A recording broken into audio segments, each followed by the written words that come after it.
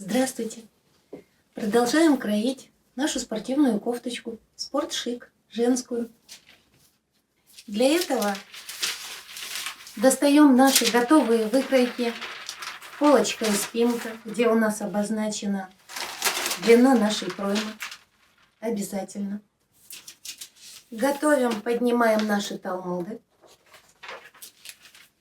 Подготовила для вас единственную формулу, которая вам упростит расчет построения вашего рукава. Это высота его оката. И будем строить рукавчик. Рукавчик у нас примитивный, обычный, прямой. Если вы захотите реглан, вы по ссылочке пройдете, зайдете на канал, там есть видео свитшоты мужского, и там моделирование вот этого же рукава, что мы с вами сейчас создадим, обычного вточного, одношовного, в реглан. Очень простой способ. Воспользуйтесь, пожалуйста, вам это, если вы захотите кофточку с рукавом реглан. Нам для этого надо, чтобы построить рукавчик, лист бумаги длиной, это высота всего вашего рукава, длина рукавчика, и плюс 15 сантиметров добавьте к этой длине, а можно 10 даже, можно 10. Это и будет длина вашего листочка, на котором вы будете кроить. Ширина листа – это ширина вашего рукава по самой широкой части его. Плюс с каждой стороны свободы облегания вы добавите туда сантиметра 4 на всю эту окружность. И плюс хоть бы 5 сантиметров по краям для удобства работы. Вот это будет ширина вашего листа. Значит, обхват руки со свободой облегания и несколько сантиметров запасика. Все, выкраиваете этот лист бумаги. Делите его ровно пополам. Кладете к себе так, как вам удобно будет чертить. Просто делите его ровно пополам. Проводите линию вдоль этого листа посередине. А дальше покажу вам уже на чертеже, как мы будем работать. Приступим к работе. Для того, чтобы начать чертеж, нам нужно наши талмуды. Смотрим. Вот так. Где значение касаемо рукава.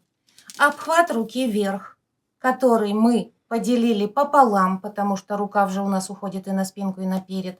Записали значение. Обхват руки низ. Поделили пополам, записали значение. Выбрали свободу облегания. Желательно такую же, как на кофте, но она может быть больше, чем на кофте, потому что рукав – это такая зона, которая должна быть всегда комфортной, не должна тянуть, не должна мешать, заламываться. В моем случае 4 сантиметра. Значит, к полуобхвату руки вверху нашего плеча я добавила 4 сантиметра. Получила значение. К полуобхвату руки по низу, по нашему запястью, я добавила чуть меньше свободы облегания. У меня не 4, а 3. Получила значение, записала. Вот этими двумя значениями мы будем пользоваться. Больше у нас никаких расчетов особых для построения рукава нет. Что мы делаем дальше? Записали наши объемы. Берем спинку и полочку. У нас уже указана длина нашей проймы. Всей нашей проймы. Мы их замеряли. Вот она. И в уголке записывали. У меня на спинке 24,5, на полочке 23,5. Так у меня по чертежу вышло. Вот. Записали. Теперь для того, чтобы построить рукав, нам нужно знать высоту оката. Вот эту часть у нас по чертежу все мы построим. А какая высота оката? Как ее рассчитать? Значит, вы можете воспользоваться несколькими вариантами. Их существует много, но я вам даю самые удобные, самые простые. Как рассчитывается высота оката? Полуобхват груди. Полуобхват груди делим на 4 и плюс 3. Получаем значение. Можно сверить это значение другим способом или просто воспользоваться другим способом. Здесь у нас 16,3. У меня 16,3. Что для этого надо, чтобы осуществить другой способ? Найти высоту оката. Берете свой чертеж. Я его разрезала уже, поэтому я подкладываю лист бумаги. Если у вас он не разрезной, а схематичный весь полный, вам еще проще.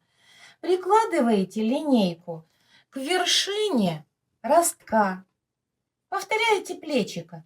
Проводите его. Вот просто повторяете плечико. Проведите эту линию. Удлиняем наше плечо до бокового среза. Вот так. Удлинили. Вот наш боковой срез. Вот наш боковой срез нашего изделия. Приводим этот срез. Он у нас ровный, вообще проблем никаких. От него ведем линию. Провели. Вот сошлись эти две линии. Вот точка. Сошлись эти две линии. Вот край нашего изделия. Замерили это расстояние. У меня 18,5. Значит, теперь нам надо отнять 2-2,5 сантиметра. Я отнимаю 2,5 сантиметра. Почему 2,5 отнимаю? Да потому что у меня крой свободный, и у меня спортивная кофта. Она не требует большой посадки на рукаве. Поэтому я отнимаю 2,5 сантиметра, а не 2. Замеряем полученный результат. 16,3. Сверяем с формулой нашей. Где моя формула? Вот она. Какой у меня результат? 16,3. А здесь 16,5. Ну, там из-за того, что я навела вот эту линию жирно, получилось 16,3. Оно может быть 16,5. Но эти цифры сойдутся. Вот вам подтверждение работы формулы, которые умные люди придумали. Вот, значит, мы выяснили высота оката нашего 16,3. Берем лист бумаги наш, убираем уже спинку. Сюда записываем на листочек значение, что по спинка, окат спинки у нас 24,5, а по переду у нас 23,5. Все, вот это цифры, с которыми вы будете работать, и ширина обхвата вашей руки. Значит, мы поделили лист бумаги пополам, вдоль вот так вот. Теперь нам надо от низа отступить, от края листа отступить длину нашего всего рукава. Обращаемся к нашим меркам. Длина рукава у меня 59, у вас своя. Откладываем вверх 59 сантиметров. Нашли точку. Провели вертикаль. Горизонталь центра рукава у нас уже обозначена. Подпишу центр. Обозначено. Справа у нас будет, ну вот если от меня, вот так вот, от меня, которая ближе к вам, это будет спинка, а ближе ко мне будет перед. Если положить чертеж вот так, то слева перед, справа спинка. Вот так вот. Центр мы обозначили. Вот он у нас идет. Мы провели эту длинную горизонталь. Нашли длину рукава, отмерили. Провели вертикаль. Проводим же эту вертикаль. Все, это граница нашего рукава, где мы будем работать. Это и есть длина нашего рукава. Обозначаем ширину. Обращаемся к нашим записям. Обхват руки вверх. У нас получилось значение с прибавкой на свободу облегания. У нас получилось значение. У вас свое, у меня свое. У меня 21,5. Работаем в верхней части рукава, поэтому смотрим значение обхвата руки вверха. 21,5.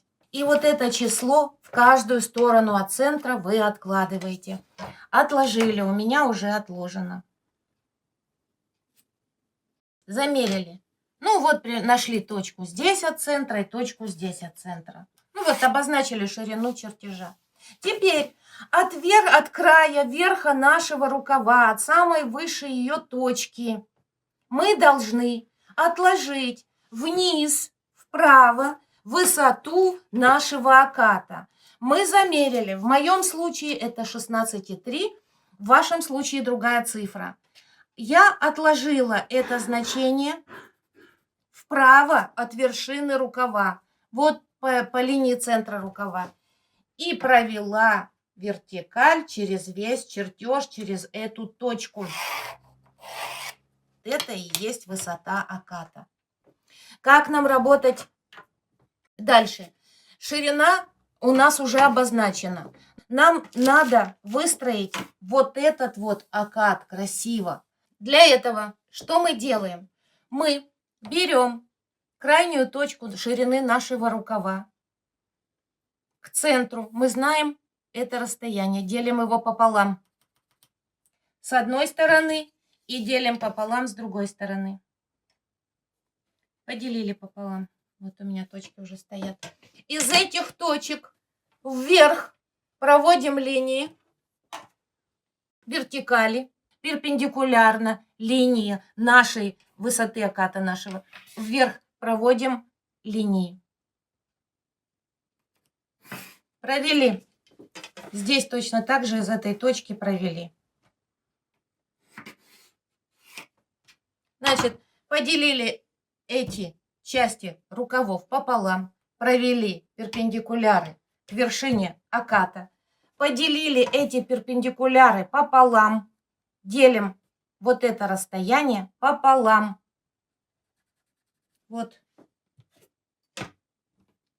Вот. Поделили пополам, поставили точки. Поставили точки. Дальше. От вершины нашего рукава, самой высшей его точки нашего рукава, вверх откладываем половину высоты оката. Вот замеряем высоту оката, мы знаем, что она у нас 16,3, делим пополам, это 8,1. Ну, я откладываю там, как ляжет вот на линию линейка 8,1, я не вымеряю 8,1, ставлю точку. Вот этот запас бумаги нам и нужен был для того, чтобы найти вот эту точку для удобства построения нашего оката. От этой точки по спинке проводим, соединяем эту вспомогательную точку с точкой, которую мы нашли на середине высоты оката. Мы их соединяем, продлевая до вот этой линии. Провели. Вот, мы соединили эти две точки. Это по спинке, это очень важно. Что касается переда, из вспомогательной точки, которая находится выше нашего чертежа, отклоняемся в сторону переда на 1,5 сантиметра. Отклонились. Перпендикулярно нашему центру. Отклонились в сторону переда. Нашли точку, поставили ее. Дальше. На линии, которая делит высоту оката пополам, мы находили точку. Вот эта точка. От этой точки мы опускаемся вниз на 2 сантиметра. И вот теперь ставим жирную точку, потому что по переду мы работать будем именно с вот этой точкой, которая опустилась на 2 сантиметра. Вот она, эта точка. Это очень важно. Помечайте ее крестиком, чтобы, когда строите чертеж, не спутали ее с этой вспомогательной. Проводим линию. Соединяем точку отвода и вот эту точку понижения. Соединяем просто прямой линией. Что нам это дает? Доводим до верха нашего бокового среза рукава. Что это нам дает? Смотрите, мы выстроили плоскость, вот она, которая поможет ориентироваться, как красиво выстроить нам вершину оката рукава. Ориентируясь на эту точку. Почему у меня уже здесь заранее нарисован окат рукава? Для того, чтобы вам объяснить. Данная схема, она очень элементарна, очень доступна, очень проста в построении рукава для любого изделия. Совершенно для любого изделия. Хоть прилегающего, хоть свободного, любого. Но что вот это для того, чтобы вам продемонстрировать. Если вы будете доводить вот сюда в вершину этот окат при построении, будете вот так вот выводить ее из этой точки, как положено, да? Это очень хорошо, если вы строите женское изделие. Вот я навела вам, чтобы вы видели, как правильно надо строить. Это хорошо для изделий, которые требуют вот здесь посадки рукава, чтобы он красиво лег. Для пиджачка можно это.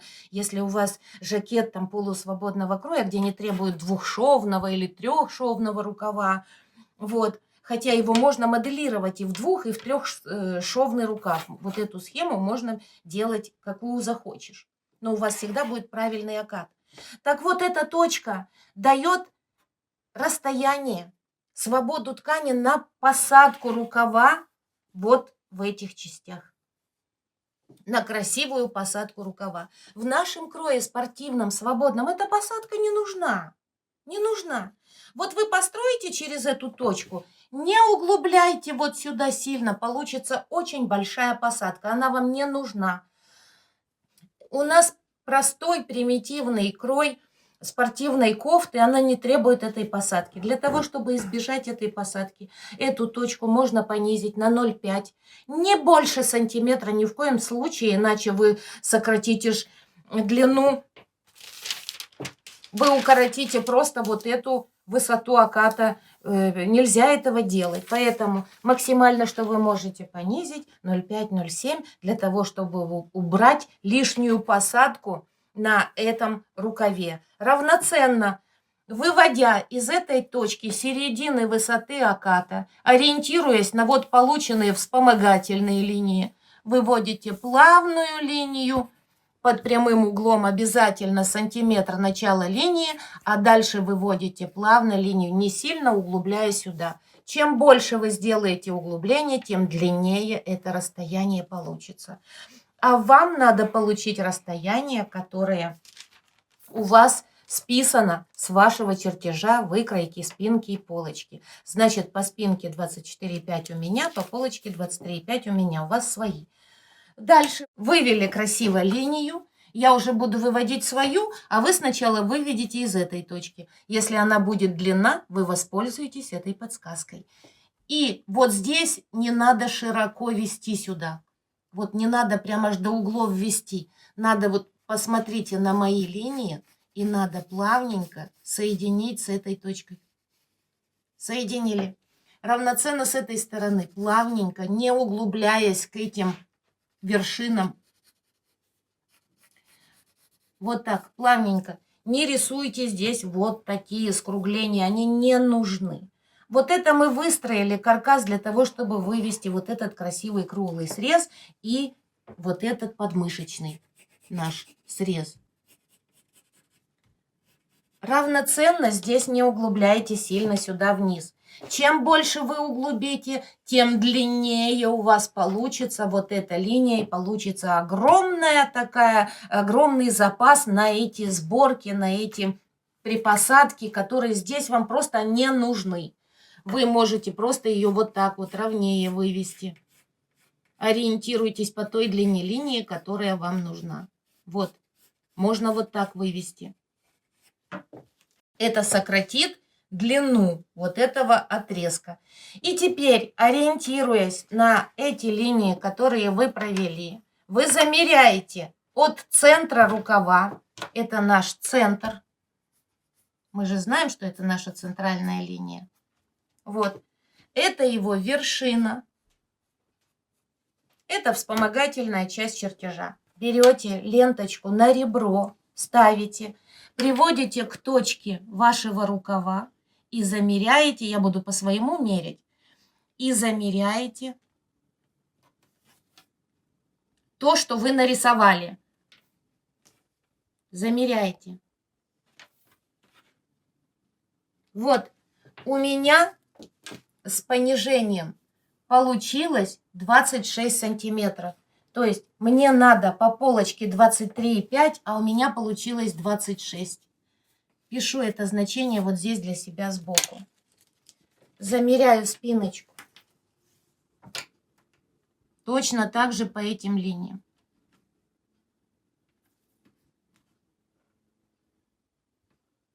Здесь получилось у меня 27. 27. Смотрю. Спинка 24,5. Минус 24,5. Здесь 26. Минус 23,5. И устанавливаю, какая посадка будет на этом рукаве. Значит, 2,5 сантиметра по спинке получилось у меня. 2,5 сантиметра по спинке я должна буду посадить по всей длине рукава, чтобы правильно расположить его в пройму. Нужна ли она мне, эта посадка? Я хочу поработать над тем, чтобы ее сократить хотя бы до 1,5 сантиметров. Нужна ли мне здесь такая посадка, те же 2,5 сантиметра? В принципе, на трикотаже, на футере, это будет футер трехнитка, теплая ткань, вот, этой посадки будет незаметно. Распределяя на такую большую длину, ее будет незаметно. Ее можно сутюжить утюгом, то есть это проблем не доставляет. Этот вариант можно оставить так. Но я все же хочу поработать, чтобы этот вариант был немножко короче. Значит, я должна буду убрать вот здесь высоту немножко. Это сразу 0,5 сантиметра уберет. Я не буду вот так вот выпуклым делать. Я просто ее сделаю более здесь ровной, понижу чуть-чуть. Не нарушая вот эту высоту рукава. Я просто понижу этот окат. Сведу к этой точке. Равноценно здесь. Я не буду сильно вот так вот углублять сюда. Я немножко проведу ровнее. Это еще мне уберет как минимум 4 миллиметра. То есть я приду к тому результату, который мне нужен. Если у вас из-за очень большой ширины рукава или очень большой свободы, данной по ширине вашего рукава, вы можете сыграть еще на сокращение вот этих дистанций. Вот этих. Вот здесь вы можете сузить рукав еще, что отразится на длине вашего оката. Вот, с этим можно работать очень удобно, хорошо, играть как вы хотите. Рукав мы верхнюю часть построили. Наша задача определить низ рукава. У нас по низу рукава обхват руки низ. Значит, мы сделали полуобхват 9,5. Добавили свободу на облегание к этому полуобхвату руки нашего запястья, получили результат 12,5. Значит, нам надо от центра рукава по низу отложить в каждую сторону по центру рукава.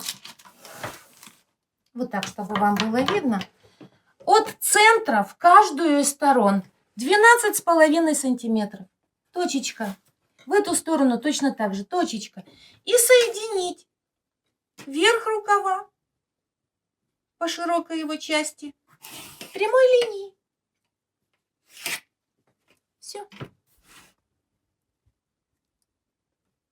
Наш рукав готов. Наш рукав готов полностью, без всяких проблем. И что еще? Наведу для вас. Пока я навожу этот рукав, я вам объясню, что можно делать. Этот рукав абсолютно готов, его не надо ни сужать, ни расширять, ни делать плавные линии на локоть, не делать никаких выточек, поскольку у нас спортивная кофта. Нас абсолютно устроит вот это то, что мы построили, то, что у нас есть. Тем более, что в дальнейшем мы этот рукав будем моделировать. Может, вы захотите реглан, вы построите реглан себе, посмотрите мое видео, где показано, как его строить. И вы создадите себе реглан. Либо этот рукав вы будете моделировать, как вам захочется. Делать на нем какие-то вставки, какие-то кармашки. Вот, какие-то художественные ваши фантазии вы будете воплощать в работе с этим рукавом. Но каркас рукава, который хорошо, безупречно хорошо ляжет в пройму, которую вы создали в своем чертеже, у вас готов. Обязательно помечаем центр рукава. Захотите ли его делать с выточкой? Тоже есть видео, где я показываю, как одношовный рукав сделать с выточкой. Вот. То есть моделировать вы как вам будет удобно. Я пока что еще не доработала дизайн моего костюма, поэтому я не знаю, как у меня будут идти линии разрезов этого рукава, где у меня будет декор. Может, он будет у меня здесь каким-то таким вот, как гульфик, в форме гульфика будет здесь накладка, здесь будет отделочная строчка, здесь будут какие-то кнопочки, или здесь будет шнуровка. Я еще это не проработала и не буду вас сбивать с этой мысли. Закончили построение нашей кофты. Следующее видео будет построение брючек для этой кофты. Собственно, оно ничем не отличается от брюк, которые представлены у меня на канале мужских спортивных шорт. За единственный нюанс, где линию боковую от колена надо привести не к бедру, а к линии высоты сидения. Это единственный нюанс.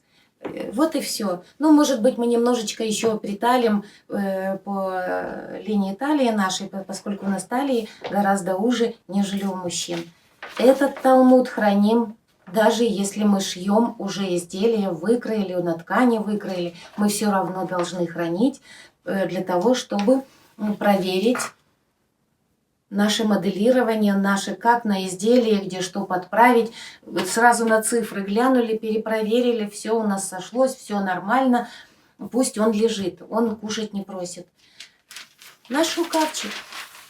Точно так же, как на полочке и спинке, мы пишем, чей это рукавчик, какая свобода облегания у нас поверху, что рукав скроен без припусков на швы, какая свобода облегания по низу рукава. Обязательно для себя это напишите.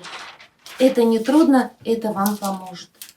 Спасибо вам огромное за внимание, за терпение.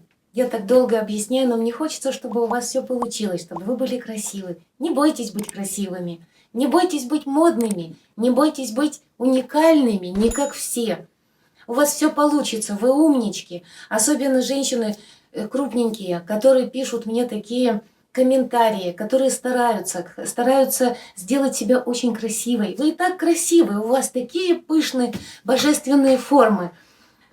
Не бойтесь ходить вот в таких костюмах спортшик. Он не будет вас полнить, уверяю вас. Мы сошьем красивый, очень красивый костюм, который подойдет и худеньким, и пышным дамам.